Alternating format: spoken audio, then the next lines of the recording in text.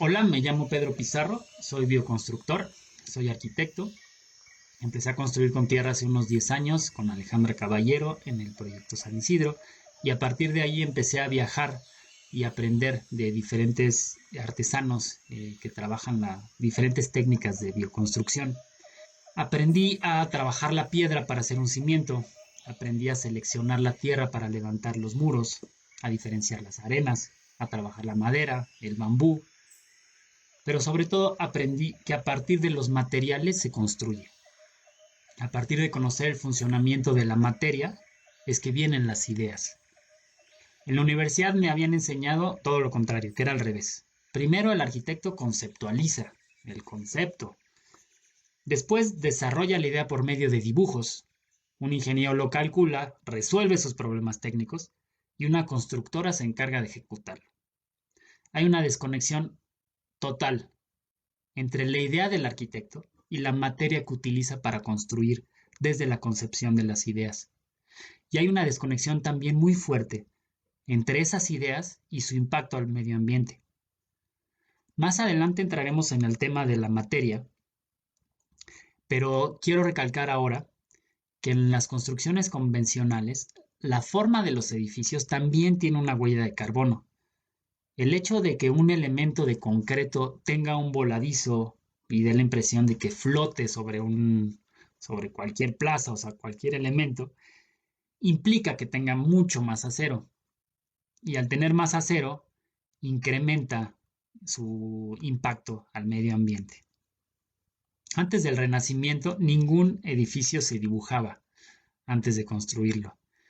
Fue en el Renacimiento cuando los artistas que sabían dibujar empezaron a construir. Y entonces los constructores tuvieron que aprender a dibujar para ejercer su oficio. El oficio de arquitecto como lo conocemos hoy en día no existía. La arquitectura siempre estuvo ligada a una intuición constructiva y a una experimentación. Al empezar a aprender los procesos constructivos de saber hacerlos, me di cuenta que para diseñar una estructura de tierra necesitaba entender sus reglas y su comportamiento. La libertad formal que tanto se incita desde un ala de la academia se ve limitada a la realidad de la materia, aunque es más apropiado decir que los límites de la materia dirigen esa creatividad. Sí, la tierra cruda tiene desventajas para construir si se compara de manera aislada en términos de rigidez y resistencia con el acero y el concreto. Pero tiene inigualables propiedades para otorgarnos confort en términos de temperatura y humedad. Y sobre todo, toma relevancia en estos tiempos, ya que la construcción de los muros de una vivienda pueden tener una nula huella de carbono y un alto impacto en la sociedad.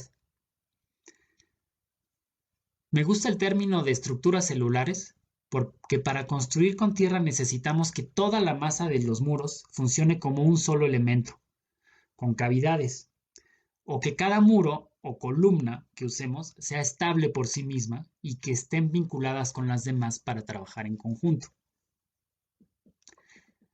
Las estructuras de tierra tienen una relación directa con quien las habita, se retroalimentan de ellos y a la vez toman vida propia.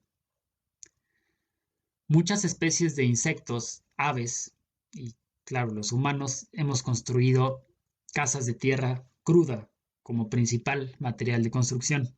Martin Heidegger, el filósofo alemán, sugería que en otros tiempos los términos construir y habitar eran una actividad unificada.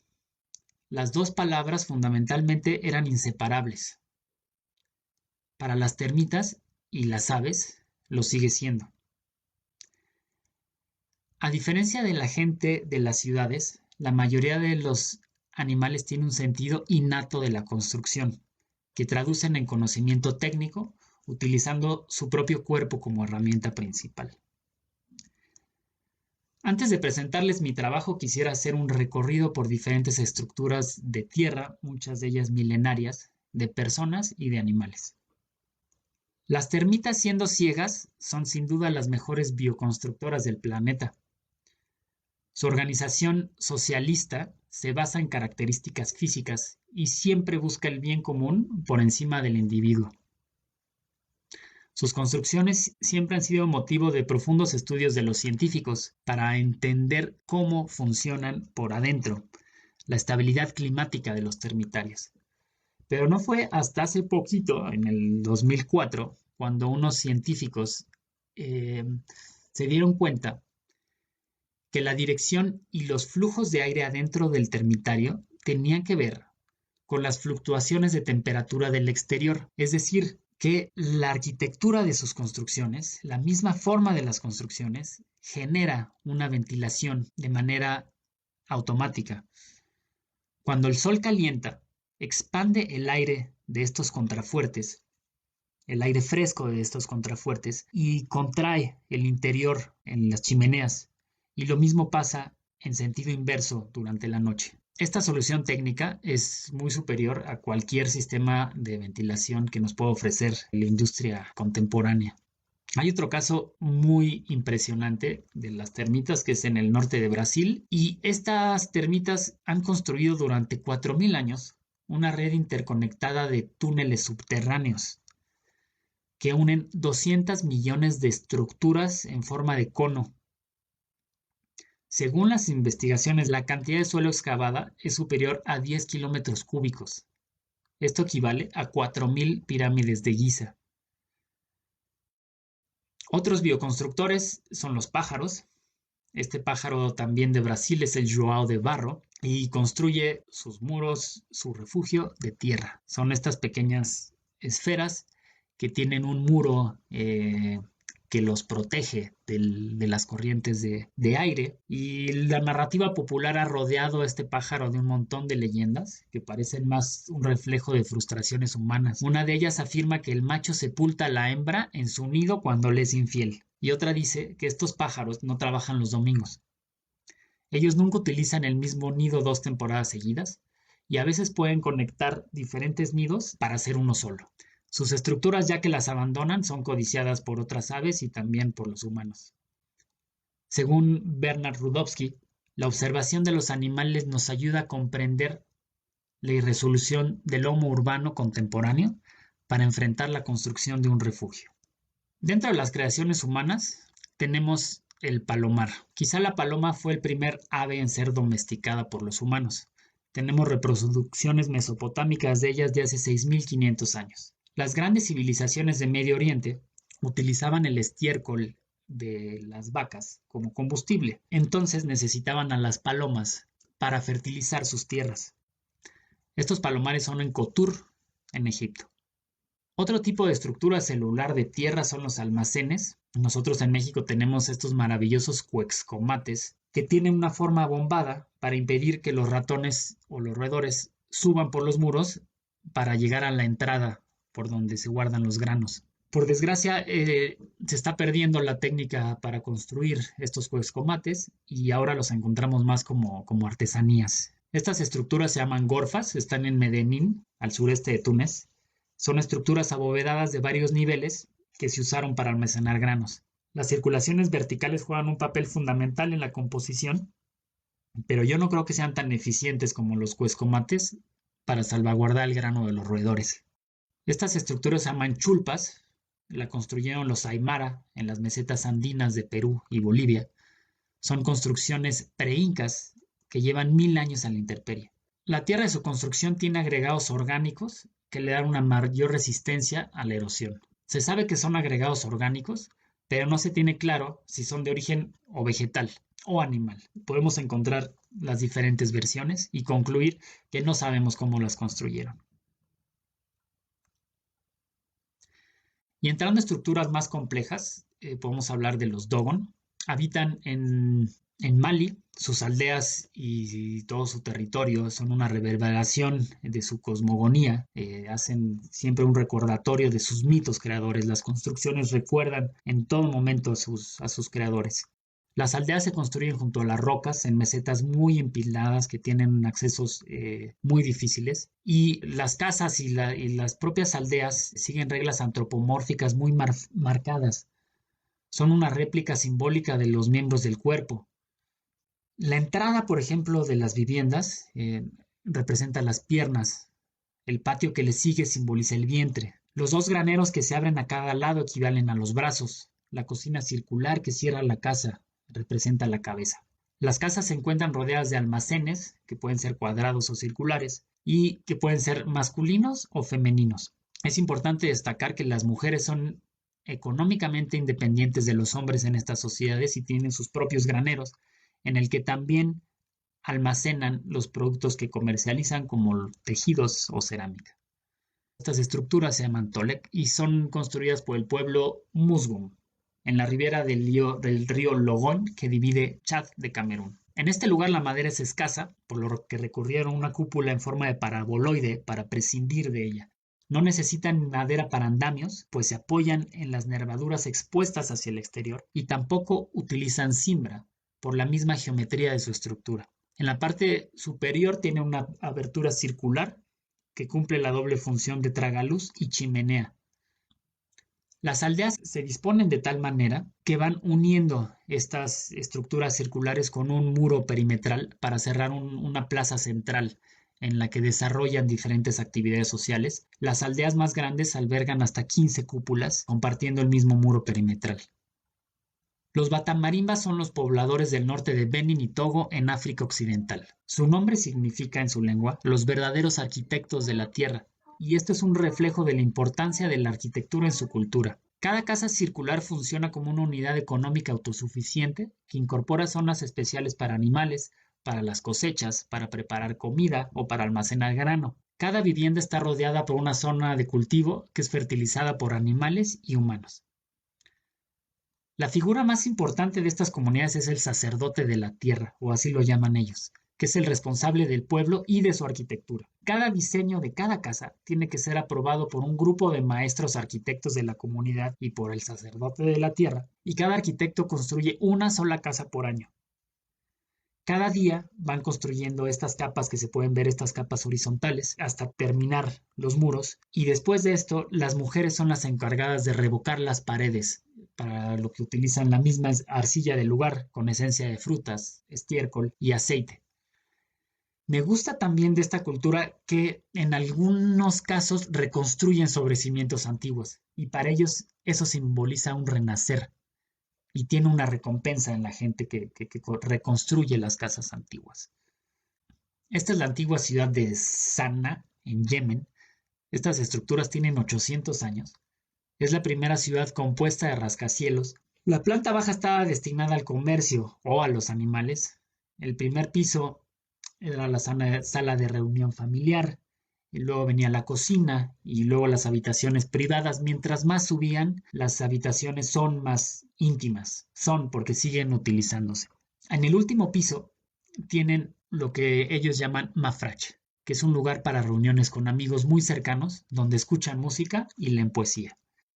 Todas estas estructuras tienen en común, además del material de construcción, es que son estables por su propia forma. Es decir, que su masa tiene determinadas relaciones geométricas que las hacen perdurar en el tiempo, a pesar de los terremotos y de las inclemencias de la intemperie. En todas ellas las proporciones arquitectónicas están sumamente cuidadas, ya sea por intuición o por conocimientos adquiridos, pero ninguno de ellos conoció el concepto de fuerza como nosotros lo conocemos hoy en día y como nosotros calculamos los edificios hoy en día. La proporción le aporta a la materia estabilidad y rigidez ante las fuerzas externas, y la estabilidad le otorga a cualquier objeto su carácter esencial. Quiero decir que la proporción es lo más importante cuando hablamos de una estructura, más que los materiales. Cuando salgo a caminar o a pintar por el monte aquí en la Mixteca Alta, en donde vivo, siempre me pregunto o suelo preguntarme cuáles son los patrones geométricos que generan estabilidad en la Tierra en su estado natural y hasta qué medida podemos incorporar estas relaciones en nuestros diseños. Al analizar el modo de formación y de erosión de un macizo de tierra en su estado natural, develamos que la superficie y el volumen toman siempre formas ordenadas que siguen una ley lógica y constante. Se repite a diferentes escalas y en cualquier latitud. No es casualidad que cuando los muros de una casa de tierra se abandonan, toman la misma forma que la erosión en las montañas. Se generan los mismos ángulos y los pedazos de muro que permanecen tienen aproximadamente entre un tercio y tres cuartas partes de su altura. Así como la tierra genera formas estables por sí misma y siguiendo proporciones básicas, nosotros podemos construir eh, edificaciones seguras y de bajo impacto ambiental. La síntesis de estas formas estables las podemos encontrar en las letras Y, L, I latina, T, C, O y H, que al extruirlas nos generan una especie de murocolumnas, y los espacios entre ellas corresponden a los vanos de puertas y ventanas. Como ejemplo, les mostraré la letra C. La misma forma de C, en diferentes alturas,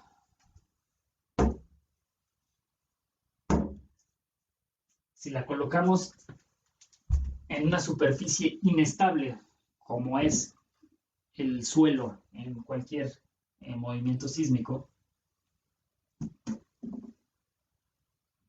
va a reaccionar de manera diferente.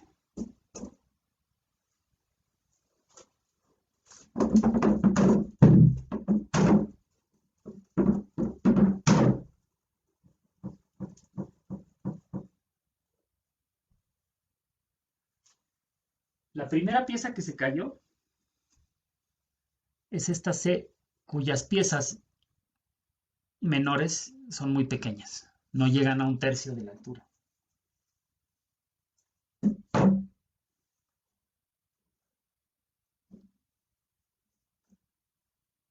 La pieza que fue más estable tiene este pequeño contrafuerte en forma de Y. Nosotros podemos ir uniendo diferentes letras para hacer muros más largos y para ir generando diferentes formas en nuestra arquitectura. Aquí vemos una T que está unida con una Y. Esta parte de aquí es más o menos tres cuartas partes de la altura, de esta altura total.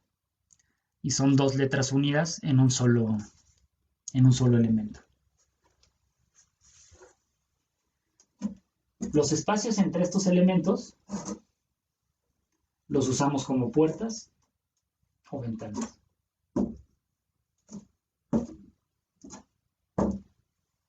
En este planteamiento tan simple, encontré un lenguaje para desarrollar el oficio de la arquitectura. Este método se ha visto desde la antigüedad. Si analizamos la planta de los templos griegos, vemos que tienen dos Cs, tienen Hs. Grandes maestros del movimiento moderno al siglo XX, como Louis Kahn, construyeron íconos importantísimos de la arquitectura de nuestros tiempos, utilizando estos mismos principios. Y el hecho de que las proporciones de estos muros o de estos elementos tengan su propia estabilidad, reduce de manera drástica los esfuerzos de tensión al interior de los materiales y reduce, por lo tanto, la necesidad de utilizar elementos de acero, por lo que el impacto ambiental es mucho menor. La huella de carbono es mucho menor. Todos estos elementos tienen que estar conectados por un anillo superior o un cerramiento superior para generar una red, para que las cargas se distribuyan de manera lineal entre ellos y que estén relacionados para que trabajen con características muy superiores a que si estuvieran de manera independiente. Las configuraciones arquitectónicas que nos trajo el movimiento moderno son inestables. Hacen a las construcciones dependientes de la resistencia a la tensión del acero y por lo tanto son de alto impacto ambiental. Es la configuración de los edificios la clave para reducir el impacto ambiental y para utilizar la tierra cruda como material de construcción. Esto lo podemos ver en la arquitectura vernácula de cualquier parte del mundo. Les voy a mostrar un proyecto que construimos para una amiga en Ocotitlán. Esta es la casa de Sol y Amalia en Morelos. Este proyecto me gusta mucho porque tiene un patio central y porque cuando analizaba la forma de las ventanas desde el interior y su relación con el paisaje, me pareció muy evidente que debía haber una correspondencia entre la forma de las montañas y el marco que las contenía visualmente desde el interior. Fue la primera vez que empecé a jugar con los ángulos en las ventanas y su relación con el paisaje. Construimos la casa con una técnica que se llama comúnmente COB, pero en la Sierra Sur de Oaxaca los zapotecos lo siguen llamando BLA. Es una técnica muy versátil, pues te permite construir cualquier forma e ir modelando los muros conforme se les va construyendo. En esta casa aprendí también que cada muro, columna o célula puede albergar una función, como dormir, calentar el espacio o cocinar, y que los contrafuertes se pueden integrar al interior de manera muy orgánica al mobiliario. Para construir esta casa hicimos una convocatoria en la comunidad para trabajar en la construcción, en la que todos ganarían lo mismo, y yo tomé el papel de arquitecto y de maestro de obras. Estoy convencido que la forma de convertir la construcción de una casa particular en un proyecto social y colectivo radica en convertir cada obra en una escuela de oficios, en donde involucremos a la mayor cantidad de gente posible para transmitir las técnicas artesanales de construcción. Estos oficios marcan una diferencia en nuestra sociedad, y los muros de tierra que construyamos pueden recuperar parte, al menos parte de la atmósfera perdida de nuestras ciudades, nuestros pueblos y comunidades. Esta es la casa de Honorio. Conocí a Honorio en el Centro de Formación y Capacitación para la Mixteca Alta en Nochixtlán, que dirigía Israel Pedro, que en paz descansa. Pero cuando lo conocí realmente es cuando fuimos a visitar a su familia en la ranchería de Mendoza, a más de una hora de terracería de Tilantongo. Él me platicó que tenía un terreno a las afueras de la cabecera municipal y que le gustaría construir una casa de tierra para que sus hijas tuvieran un lugar allá y no caminaran 3 horas para llegar a la escuela. Lo platiqué con un grupo de amigos con el que habíamos construido una casa para una familia cachiquel en el lago de Atitlán, en Guatemala, que eran David, Charlie, Marjo y Kelly. Decidimos convocar a nuestros familiares y a nuestros conocidos para que nos donaran dinero y manos para construir la casa, prescindiendo de materiales industrializados. Esta casa la construimos sin materiales industrializados. La doble función de cada elemento de tierra se puede ver desde la planta, pero se vive en la cocina, donde el fogón se integra a los muros. Mucha gente de la comunidad participó en la construcción, sobre todo cuando hicimos el techo de palma ceniza, nativa de la región, utilizando la estructura tradicional que podemos ver en los códices mixtecos, que hablan de 800 años de linaje de los gobernantes del antiguo reino de Tilantongo. Aprendí con esta casa que el apoyar de manera tan significativa en la construcción de una casa particular trae también consecuencias negativas cuando se hacen comunidades pequeñas. Surgen envidias, los malos pensamientos, los chismes, que de alguna manera pueden marcar a los usuarios de la vivienda. También me molestaba mucho que cuando estábamos trabajando ahí o cuando la gente me veía en la calle, me preguntaban en dónde me apunto para el programa para que me hagan mi casa. El problema de resolver estructuras habitables es de carácter totalmente colectivo, aunque se trate de viviendas particulares. La construcción de cualquier edificio tiene un impacto directo no solamente en el área en el que se construye, sino que también impacta la región de procedencia de los materiales que lo componen. Impacta el paisaje más allá de su contexto inmediato. Un constructor informado debe preguntarse el origen de cada uno de los materiales que utiliza y neutralizar su impacto, o al menos intentarlo. Un gran porcentaje de la población masculina económicamente activa se dedica a actividades relacionadas con la construcción, como todos lo sabemos, los albañiles. Materializar una estructura habitable es también generar vínculos humanos, propiciar oficios, compartir conocimientos, compartir celebraciones. La finalidad de una construcción no se limita a las paredes enlucidas o techos impermeables. El impacto que tiene sobre los trabajadores y las oportunidades que les pueda brindar la experiencia acumulada es mucho más valioso que la construcción misma. ¿De qué sirve el acto de construir una casa si no impacta de manera positiva en su entorno ni en la sociedad en la que se inserta? Esta es la casa Colmena. Esta casa la construí también con David González. Está en una comunidad rural en la región serrana de Río de Janeiro, en Brasil. Es la sede de una familia que se mudó a esta zona para desarrollar el proyecto Ecocaminos, que trata de agroecología y bioconstrucción, juntando gente de la comunidad con voluntarios de diferentes partes del mundo. El esquema de la casa se divide en la parte íntima, construida de tierra, y la pública, construida con una estructura de madera con grandes ventanales. Aquí las células de tierra las hicimos de 2 pisos y las conectamos en el entrepiso. Y el techo lo resolvimos con una cubierta vegetal. Al subir las escaleras y mirar por la ventana, tienes en primer plano la azotea vegetal, lo que genera una agradable sensación de estar enterrado en el paisaje. La participación de los voluntarios en la construcción de los muros, en un proyecto profesional y disciplinado, generó transformaciones muy positivas en algunos de ellos, a tal grado que para las siguientes construcciones, el proyecto Ecocaminos abrió un programa especial para sanar adicciones a través del voluntariado en las construcciones de tierra. Esta casa la bautizaron la casa que respira. También la construí con David. También está hecha con cob, con este sistema de elementos estables interconectados. Está dentro de la trama urbana de un pueblo histórico semiabandonado en el norte de China. El proyecto tiene fines de alojamiento para visitantes en la rehabilitación turística de la zona. Desde que llegué al lugar no le encontré sentido al proyecto. ¿Para qué construir una casa nueva pudiendo rehabilitar todas las demás?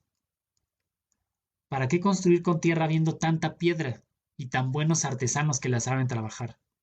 Ya en el lugar y bien entrado en la construcción, nos enteramos de que para hacer este proyecto turístico habían desplazado a los últimos habitantes originarios de ese lugar a la ciudad, a una torre que les construyeron. Es un conjunto de 14 pueblos históricos que fue comprado por un magnate, por un minero para desarrollarlo. Y bueno, pues eso de entrada fue un shock, saber que los trabajadores con los que estábamos mano a mano trabajando de entre 8 o 10 horas al día, trabajando sábados y domingos, eran los habitantes originarios de ese pueblo, eran los que conocían las historias, son los que habitaban esas casas. Dentro de esto, esta dinámica que ya estaba un poco rara en el sentido emocional, nos encontramos también más tarde, nos enteramos de que el vacío que había urbano en ese predio era porque había unos cuerpos enterrados en ese sitio. Para mí fue otro shock. Paramos unos días la construcción para investigar el caso y, y bueno, pues sobre todo para asimilar que estábamos ahí contratados para construir una casa de tierra y que se iba a construir con o sin nosotros. Aquí el contenido del limo en la tierra es mucho mayor de lo que estaba acostumbrado. Así que después de hacer unas pruebas de compresión en la tierra, decidimos exagerar el espesor en los muros, pues sabemos que van a ser más vulnerables ante la erosión. Para el tejado, reutilizamos tejas de las casas abandonadas y aprovechamos, por supuesto, el conocimiento y la técnica de los artesanos chinos. Esta es la rehabilitación de una casa rural en la Mixteca Alta que sufrió daños en los terremotos del 2017.